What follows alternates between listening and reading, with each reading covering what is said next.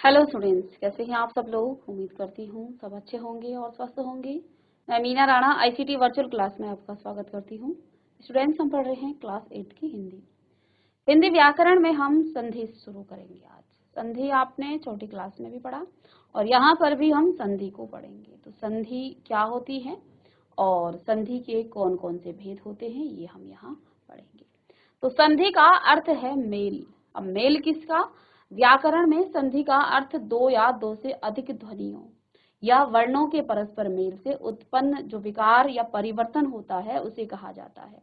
तो जब हम दो ध्वनियों को, दो वर्णों को आपस में मिलाते हैं तो मिलाने से एक नया शब्द बनता है, एक जो है उसमें परिवर्तन आता है और उससे एक नया शब्द बनेगा, तो उसी को हम संधि कहेंगे। तो दो शब्द नहीं मिलते हैं बल्कि दो वर्णों का मेल होता है। यहाँ पर देखिए रमा धन ईस को जब आप जुड़ाएंगे, मिलाएंगे तो ये पूरा शब्द नहीं जुड़ेगा बल्कि आपका पहले शब्द के अंतिम वर्ण और दूसरे शब्द के प्रथम वर्ण को आपस में जोड़ा जाता है और इसी में परिवर्तन आता है। बाकी आगे और पीछे वाले शब्दों वर्णों में कोई परिवर्तन नहीं होता है। जैसे आपने कहा रमा धन ईस, तो देखो र पर कोई परिवर्तन नहीं होगा और स पर भी कोई परिवर्तन नहीं होगा। परिवर्तन सिर्फ और सिर्फ इन दोनों में आएगा, प्रथम शब्द के अंतिम वर्ण और द्वितीय शब्द के प्रथम वर्ण में विकार आएगा, परिवर्तन आएगा, इन दोनों का मेल होगा और एक नए वर्ण का यहाँ पर निर्माण होगा। जो भी परिवर्तन होगा यही आपकी संधि कहलाती है। तो मा धन ई, ये तो हम बाद में नियम पढ़ेंगे। तो इन दोनों के मेल से आ धन ई के मेल से ए बनता है, तो ये आपका क्या हो जाएगा, र तो ऐसे ही रहेगा, तो ये आपका रमेश बन गया है। इस तरह से आगे भी इसको बताएंगे। इसी प्रकार से गिरि धन इंद्र, तो देखिए प्रथम और अंतिम वर्ण में कोई परिवर्तन नहीं, बीच के वर्णों में ही परिवर्तन आएगा। पर धन उपकार, तो परोपकार, तो बाकी जो है र और उ को मेल किया, इन दोनों को मिलाया तो आपका परोपकार हो गया। इति धन आदि, इति धन आदि, इत्यादि, इ धन आ, तो क्या हो गया है या।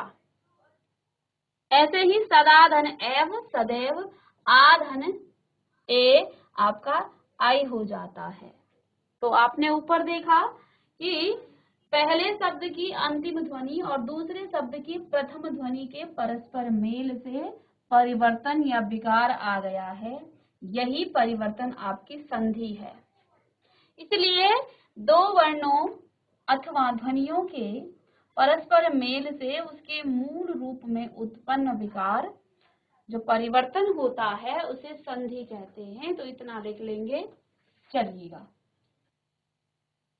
तो इसे लिख लीजिएगा कि दो वर्णों अथवा ध्वनियों के परस्पर मेल से उनके मूल रूप में उत्पन्न विकार, परस्पर मेल से उनके मूल रूप में उत्पन्न विकार या परिवर्तन संधि कहलाता है। उत्पन्न परिवर्तन या विकार जो है संधि कहलाता है।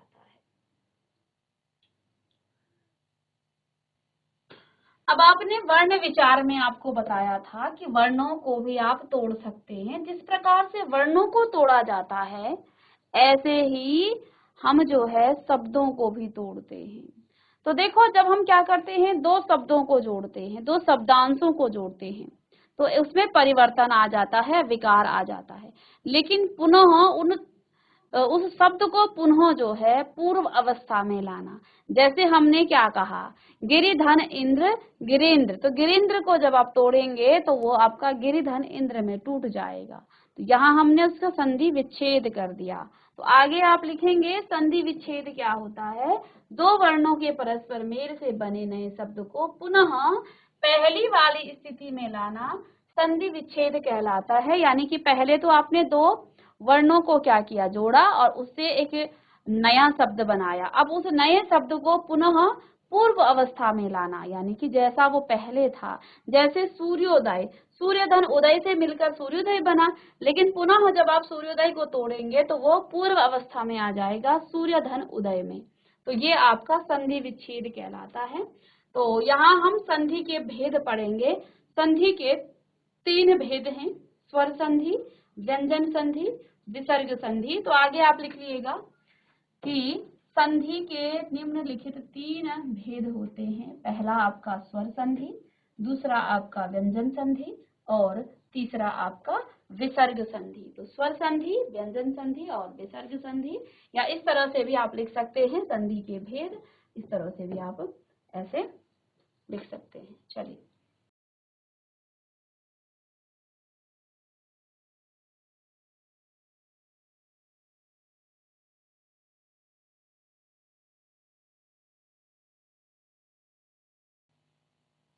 चलिए तो अब देखिए, पहली जो स्वर संधि का जो पहला भेद है वो है संधि का जो पहला भेद है वो है आपका स्वर संधि।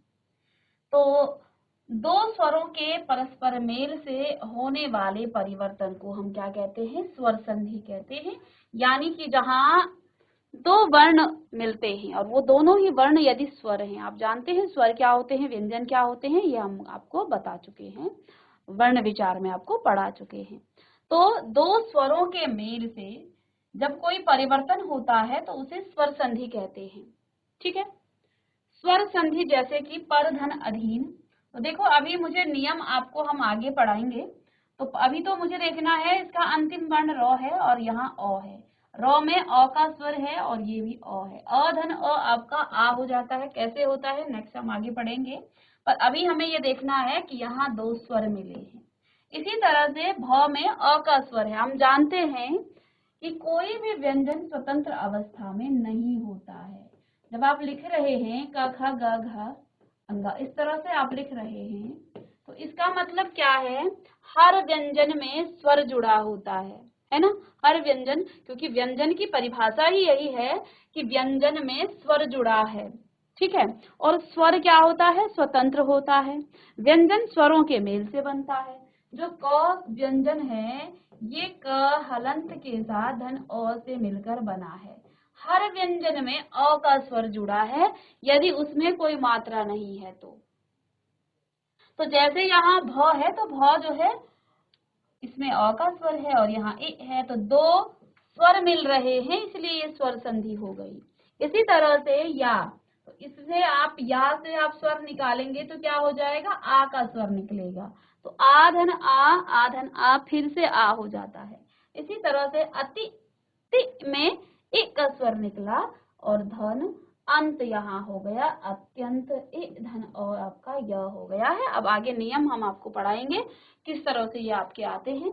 तो इतना आप लिख लीजिएगा कि दो स्वरों के परस्पर मेल से होने वाले परिवर्तन को स्वर संधि कहते हैं।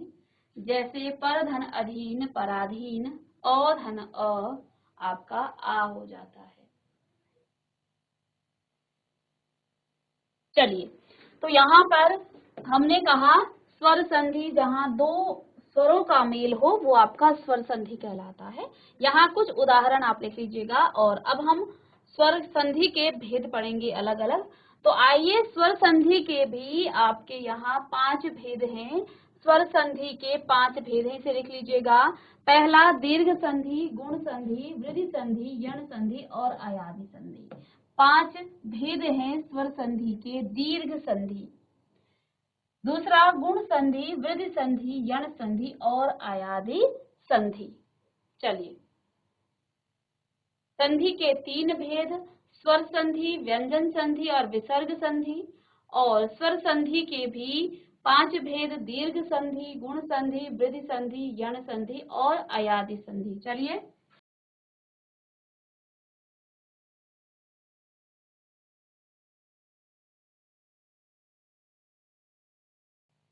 पहला भेद लिखेंगे आप दीर्घ संधि। परिभाषा यहीं से लिख लीजिएगा, बाकी मैं आपको समझाती हूँ नोट में। यदि ह्रस्व या दीर्घ स्वर, अब ह्रस्व और दीर्घ स्वर हम वर्ण विचार में पढ़ा चुके हैं। ह्रस्व स्वर कौन कौन से हैं? अ, इ, ओ। और दीर्घ क्या हैं? आपके आ, ई, उ। ये आपके दीर्घ स्वर हैं। तो देखिए, यदि ह्रस्व या दीर्घ अ, इ, उ के बाद अन्य ह्रस्व या दीर्घ स्वर आ जाए तो दोनों के मेल से दीर्घ स्वर आ, ई और उ बन जाते हैं। दीर्घ स्वर। तो बस नाम से ही पता चल रहा है दीर्घ स्वर। आइए नोट में करते हैं इसे। तो आपका स्वर संधि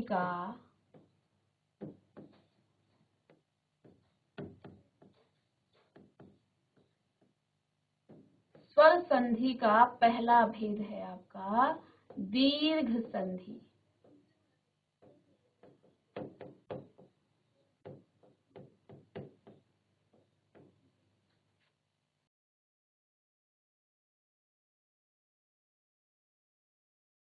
परिभाषा आप लिख चुके हैं कि ह्रस्व या दीर्घ के बाद, ह्रस्व या दीर्घ के बाद अन्य ह्रस्व या दीर्घ आए तो दोनों के मेल से दीर्घ स्वर बन जाता है। दोनों के मेल से दीर्घ स्वर बन जाता है। तो अब यहां पर आप लिख देखिए, अ या ह्रस्व क्या है, अ है, और ह्रस्व या दीर्घ बोला है तो ह्रस्व और दीर्घ क्या है आपका, आ है। ठीक है। ह्रस्व या दीर्घ के बाद यदि ह्रस्व या दीर्घ आए, ऑब्लिक करके लिखा है, तो दोनों के मेल से दीर्घ स्वर आ जाता है। इसी तरह से यदि हम बात करें ए या ई की, यदि ए या ई के बाद ए या ई आए तब भी आपका दीर्घ स्वर ई हो जाता है। और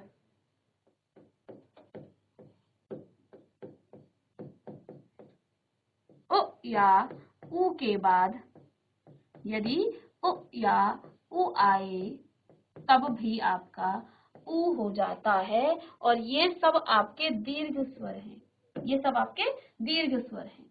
इस बात को आप दो तरीके से लिख सकते हैं कि यदि अ के बाद अ आए तब भी आ हो जाता है, यदि अ के बाद आ आए तब भी आ हो जाता है, या फिर आ पहले आ जाए और अ बाद में आए तब भी आ हो जाता है, या फिर आ के बाद भी आ जाए तब भी आपका आ हो जाता है।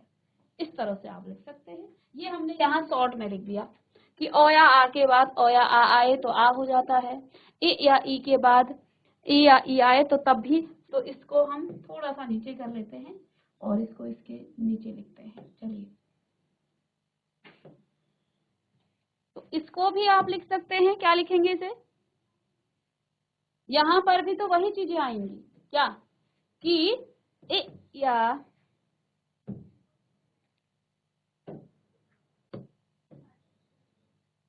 यदि पहले ए आए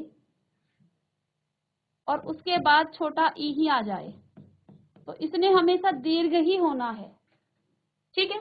यहाँ पर यदि ई के बाद बड़ी ई आ जाए तब भी ये दीर्घ होगा, और बड़ी ई पहले आ जाए फिर छोटी ई आए तब भी इसने बड़ी ई हो जाना है, और यदि बड़ी ई के बाद भी बड़ी ई आए तब भी ये आपका बड़ी ई ही हो जाएगा। तो बस इतनी सी बात को हमने इस तरह से लिख दी है। ऐसे ही हम इसे भी लिख सकते हैं कि ओ के बाद ओ आए तो दीर्घ स्वर हो जाएगा, इसके बाद बड़ा ऊ आ जाए तब भी दीर्घ स्वर होगा, दीर्घ स्वर पहले आए ह्रस्व स्वर बाद में आए तब भी दीर्घ स्वर हो जाएगा, और दीर्घ स्वर आए और उसके बाद भी दीर्घ स्वर आए तो इन दोनों का मेल भी दीर्घ स्वर होगा। बस इतना सा आप लिख लीजिएगा। अब हम एक एक करके उसके उदाहरण से आपको समझाएंगे कि कैसे ये हो रहा है। चलिए, इतना लिख लें। तो ह्रस्व या दीर्घ के बाद कोई अन्य ह्रस्व या दीर्घ आए तो दोनों के मेल से हमेशा वो दीर्घ स्वर ही देगा। ठीक है। तो इसको थोड़ा सा यहाँ हम शॉर्ट में लिख सकते हैं। यहाँ पर भी ह्रस्व या दीर्घ के बाद कोई ह्रस्व या दीर्घ आए, दीर्घ स्वर की हम बात कर रहे हैं ना, यहाँ भी स्वर होगा, तो दोनों के मेल से आपका दीर्घ स्वर आएगा। वर्ण विचार यदि आपने अच्छे से पढ़ा है तो ह्रस्व दीर्घ आप जानते हैं, वहां पर हमने डिटेल में पढ़ाया है। तो ये चीजें हैं। अब एक एक करके उदाहरण से समझेंगे क्योंकि बिना उदाहरण के ये समझ में नहीं आएगा। तो इतना आप लिख लें पहले, इसके बाद हम नेक्स्ट पेज में इतने को समझेंगे कि ये अ या आ, अ धन आ ये क्या हो रहा है, इसमें तो समझ में नहीं आएगा, लेकिन जब उदाहरण से हम करेंगे तो हमें समझ में आ जाएगा। चलिए, तो नेक्स्ट पेज, पहला नियम है कि हमने क्या कहा, पहले एक बार लिख लेते हैं जल्दी से, ऑब्लिक करके ही लिखेंगे। अ या आ के बाद क्या आए, ओ या आ आए तो हमेशा ही आ बन जाता है, और इसको आप इस तरह से, चलिए अब एक उदाहरण लेते हैं। यहाँ हमने कहा मत धन अनुसार, मत धन अनुसार, ठीक है। तो हमने क्या कहा, जब भी हम दो स्वरों का मेल करते, संधि करते हैं, तो यहाँ पर हमने करना क्या है, पूरे शब्द को नहीं जोड़ा जाता है, हम प्रथम शब्द के अंतिम वर्ण को, तो प्रथम शब्द का अंतिम वर्ण त है और दूसरे शब्द का प्रथम वर्ण क्या है, अ है, यानी इन दोनों को ही हमें जोड़ना है, इन दोनों को ही हमें जोड़ना है।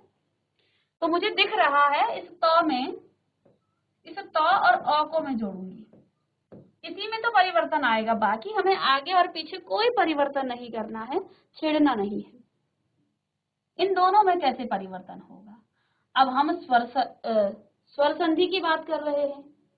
तो को लें तो तो आपका व्यंजन है, तो से मुझे एक स्वर निकालना है। तो में कौन सा स्वर है, तो में अ का स्वर जुड़ा हुआ है, और अगर आपने वर्ण विचार को पढ़ा है, वर्ण विच्छेद किया है, तो को आप कैसे विच्छेदित करते थे, तो हलंत के साथ धन अ, इस तरह से, ठीक है।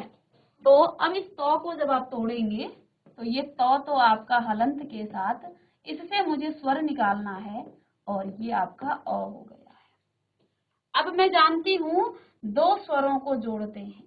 अब यहाँ पीछे आपने क्या देखा, अ और अ जब मिलता है तो वो आ हो जाता है, इसका मतलब ये तो यहाँ पर आ हो गया। और पुनः किसी स्वर रहित व्यंजन में आपने स्वर को जोड़ना है, तो इस स्वर की मात्रा जुड़ती है, ये हम कहाँ पढ़ चुके हैं, वर्ण विचार में। स्वर रहित व्यंजन, स्वर रहित व्यंजन, और उसमें कोई भी स्वर जुड़े अ को छोड़ के, अगर अ होगा तो इसका हलंत हटेगा, बाकी सभी स्वरों की मात्राएं जुड़ जाएंगी। आ नहीं जोड़ेंगे आप इसे, ऐसा नहीं लिखेंगे ता और आ, ये गलत है, इसकी मात्रा जुड़ती है। हमने कहा था ना, व्यंजन में जो है, जब आप किसी स्वर रहित व्यंजन में किसी स्वर को जोड़ते हैं तो स्वर की मात्रा जुड़ती है अ को छोड़ के, तब आ की मात्रा क्या होती है, इसमें जुड़ जाएगा, बस ये ता हो गया। अब इतना हमने झमेला इसलिए किया ताकि हम इन चीजों को समझ सके, बाकी जब हम एक बार समझ जाएंगे तो फिर हमें ये सब चीजें लिखने की जरूरत नहीं पड़ेगी। अभी तो हम किस तरह से संधि कर रहे हैं, कैसे संधि हो रही है, इसको समझ रहे हैं। तो मैंने क्या कहा, हमें आगे और पीछे के वर्णों को छेड़ना नहीं है, यानी कि इस त और अ को जोड़ करके ता आ गया है, इसकी जगह पर आप ता लिखें, बाकी सभी सब वर्ण आपके इसी प्रकार से आएंगे। आगे मो को आप मो ही लिखें, त और अ की जगह आपने ता लिख देना है, और बाकी तो आप वही लिखेंगे, नुसार, बस मतानुसार, ठीक है। और यदि आप इसी बात को यहाँ पर समझें तो यहाँ शायद आपको समझ ना आता कि ये मत धन अनुसार कैसे हो गया मतानुसार। तो इस बात को हमने यहाँ डिटेल में समझा है कि ये मतानुसार कैसे आया है, किस तरह से तो और अ जुड़ करके ता बनता है, ये हम सीखे हैं। अब गज धन आनंद, गजानंद कैसे आया, चलिए देखते हैं इसको भी। इसे मैं गज धन आनंद, गज धन आनंद, चलिए।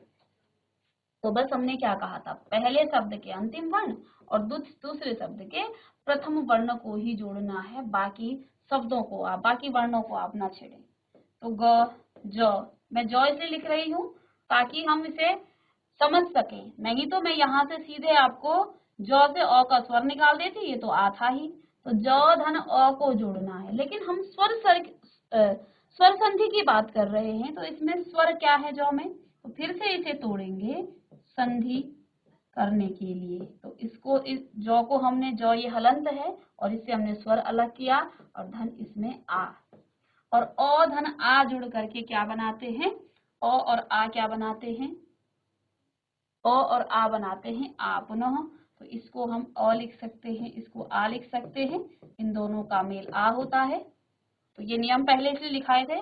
और जब किसी स्वर रहित व्यंजन में कोई स्वर जुड़ता है तो स्वर की मात्रा जुड़ती है, इसका मतलब इसमें मात्रा जुड़ जाएगी, जा। तो बस इसकी जगह जा लिखेंगे, बाकी आपने कोई परिवर्तन नहीं करना है। गौ को लिखेंगे और ज और आ यानी हो जाएगा आपका जा और नन। तो इस तरह से आपका गजानन आ गया है। चलिए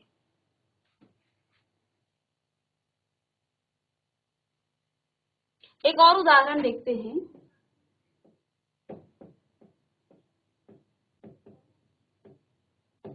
सीमा धन अंत,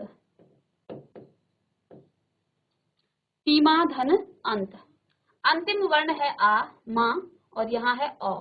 इन दोनों को ही आपने जोड़ना है, ठीक है। अब देखो यहाँ अंग की मात्रा है, इसको यहीं रहने दें। जो भी यहाँ आएगा इन दोनों के मेल से, उसको आप बाद में अंग की मात्रा भी लगा देंगे।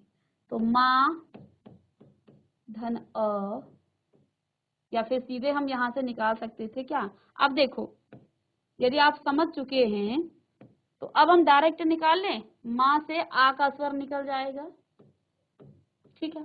और इसमें है अ, और आ धन अ भी आपका क्या हो जाता है, आ धन अ भी आपका आ ही होता है, इसलिए पहले नियम लिखाए थे, ठीक है। तो इन दोनों के मेल से आपका आ बन जाता है। जब हमने इस मो से आ का स्वर निकाला था तो यहाँ पर क्या बच गया था, यहाँ पर हलंत का मो। अब ये जुड़ेगा किसके साथ, इसके साथ, इसलिए मैं यहाँ तोड़ करके बताती हूँ ताकि आपको समझ में आए कैसे करना है, ठीक है। तो मैं सीधे माँ ही लिख लेती हूँ, माँ धन अ, और इस माँ को भी हम तोड़ेंगे, मो धन आ धन अ। ये दोनों जुड़ करके, ये तो इधर हलंत के साथ होगा, ये दोनों जुड़ करके आ बनाएंगे और इन दोनों को जब जोड़ा जाएगा तो ये माँ बन जाएगा। तो बस यहाँ आपको कुछ भी नहीं करना है, सी और इन दोनों की जगह माँ और अंग की मात्रा ऊपर थी तो रहने दें, सीमांत, ठीक है। चलिए और एक अंतिम यहाँ उदाहरण इसी का, इसके बाद हम एक पर चलते हैं।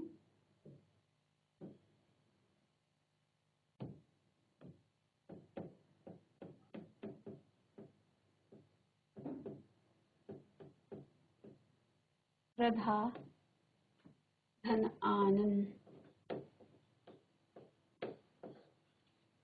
श्रद्धा धन आनंद, आनंद नहीं है ये आनंद है।